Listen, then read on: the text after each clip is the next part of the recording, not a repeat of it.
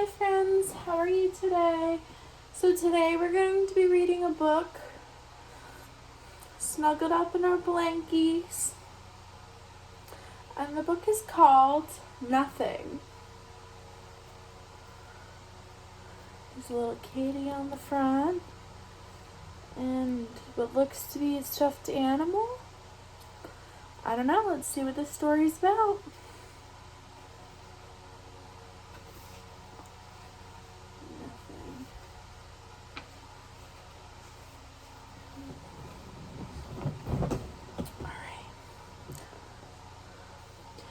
The little thing in the attic at number 47 had forgotten all about daylight. It had been squished in the dark for so long that it could remember very little of anything. Stuck beneath years of junk, it could not recall how it felt to stand up or to stretch out its arms. So long had it been there, even its own name was lost. I wonder who I am, it thought. But it could not remember. This is the thing that it's talking about. Right here.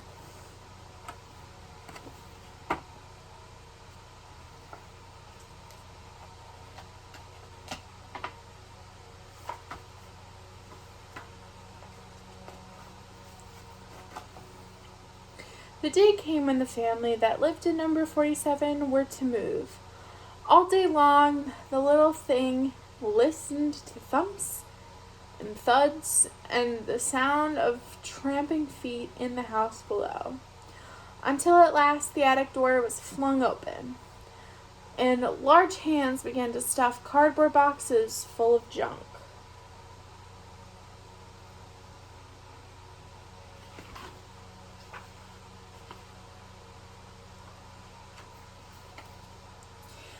The little thing felt the weight on top of it gradually lighten, and suddenly a glare of a torch beam stung its eyes. "What have we got here?" said a voice. "Oh, it's nothing," said another. "Let the new people get rid of it." The torch was switched off. The boxes were carried out, and moments later, somewhere down below, the front door slammed shut. Number 47 was empty. "So that's my name," thought the little thing. Nothing. So this thing thinks that his name is Nothing because his old owners questioned what it was, and one of them said nothing, so he assumes that his name is Nothing.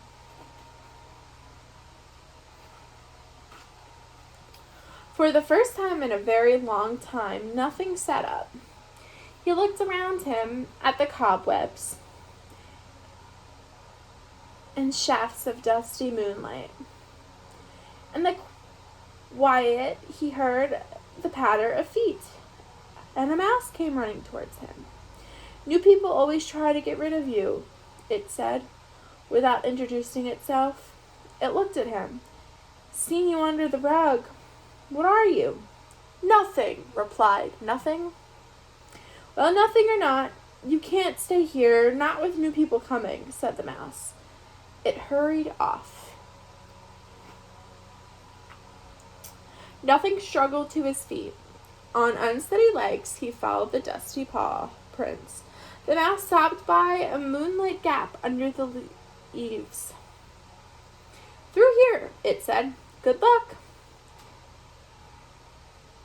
With a wriggle of its tail, it disappeared under the floorboards.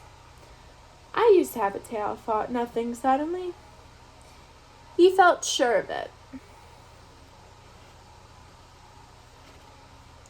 How do you think you would feel if you had been squashed in the dark for years and years, and then you squeezed through a tiny hole to find yourself under a big starry sky? Well, there are no words for that kind of feeling, so I won't try to tell you, but tell you how Nothing felt, except to say that he sat on the roof staring up at the moon and stars for a very long time.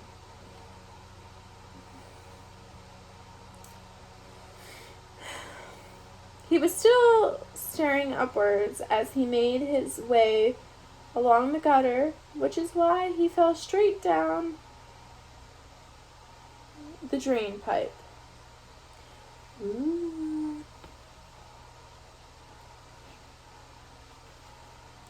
Nothing rolled into the garden and sat up. "What on earth are you?" said a silky voice. The fox, for that is what it was, left the dustbin and trotted towards him. "I'm Nothing," said Nothing. The fox sniffed him. His whiskers quivered, his ears pricked. "I used to have ears and whiskers," thought Nothing suddenly. He was sure of it. The fox spoke again. "Nothing," it said distastefully. "Nothing worth eating, that's for sure." It trotted silently away.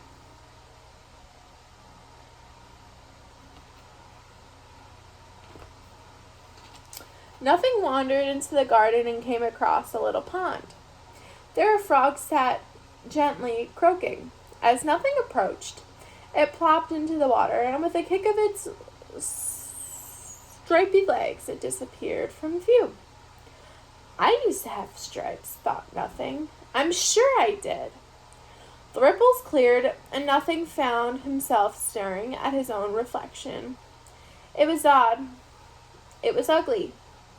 "What are you?" it said to Nothing sadly. A tear rolled up its face and splashed onto the surface of the pond. The ugly face disappeared among the ripples. "What are you?" repeated Nothing. Do any of you know what Nothing is? Can you guess? I think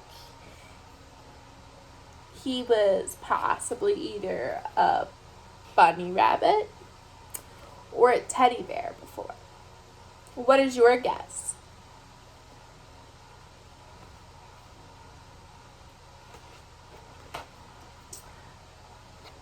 "I'm a cat," said the loud voice. "Who's asking?" A big, lopping tabby tumbled out from behind a bush and grinned at Nothing. Nothing opened his mouth to explain what he had been talking to himself, and that he did not know what he was, and that he was lost, and that he had just been sniffed by a horrible fox, and that he was feeling very miserable. But instead he found himself shuddering and shaking as great uncontrollable sobs quivered up his little raggedy body and sat him on the ground. "I don't know who I am," he howled. "I don't know who I am." The cat licked him full in the face. After a while, Nothing stopped crying. The cat lay down beside him.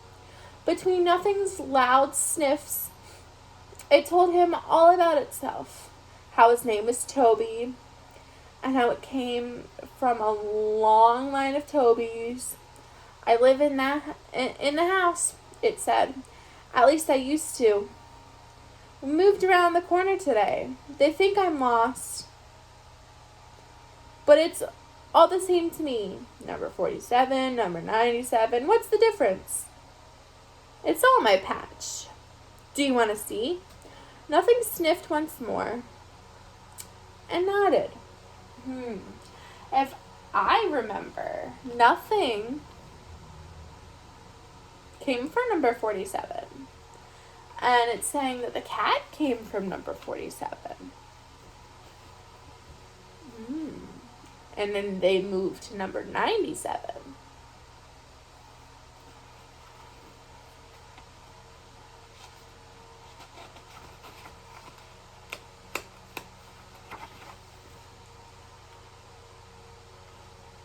"Of course you do," said the cat. It picked up Nothing and sprang into the garden wall. Nothing had never ridden through the night in a cat's mouth before. It whisked him through the branches of a tree and out onto the rooftops, where they sped along with the moon racing them behind the chimney pots. "I'm taking you the long way around," panted the cat. "It's more fun." All the while, jogging along inside Nothing's head, there was a thought trying to get out. It felt like an important thought. It had something to do with the cat. Ooh.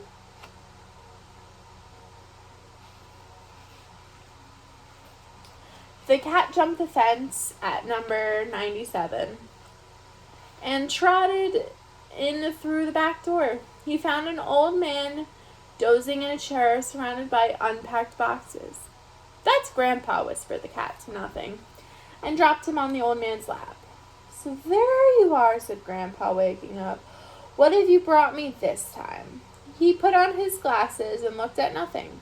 "Good heavens! Look, everyone! Look what Toby's found!" Nothing looked up at Grandpa and saw a face he knew. The important thought inside his head popped open like a jack in a box.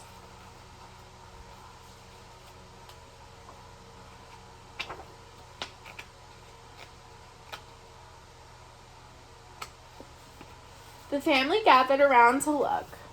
"What is it, Grandpa?" asked the children, but Grandpa was busy rummaging along the cardboard boxes. "I know it's there somewhere. Ah, here it is." He pulled out an old photograph album and opened it, turning the pages until he came to a fading photograph of a baby. "That's me," he said. "And that's Toby's great-great-great-great-great-grandfather.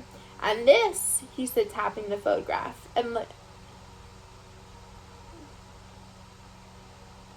tickling Nothing's tummy with his forefinger, "this is little Toby." At last, Nothing remembered who he was.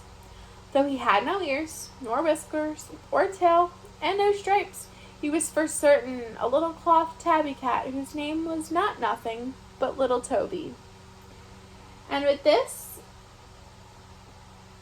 and the help of a good wash, some scraps of material, a needle, and some thread, this is how we became little Toby once more.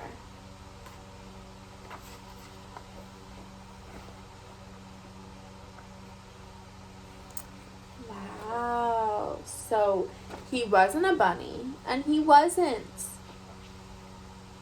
a bear. He was a cat. When the new baby arrived, little Toby was handed back to Grandpa, who tucked him in carefully in a cot.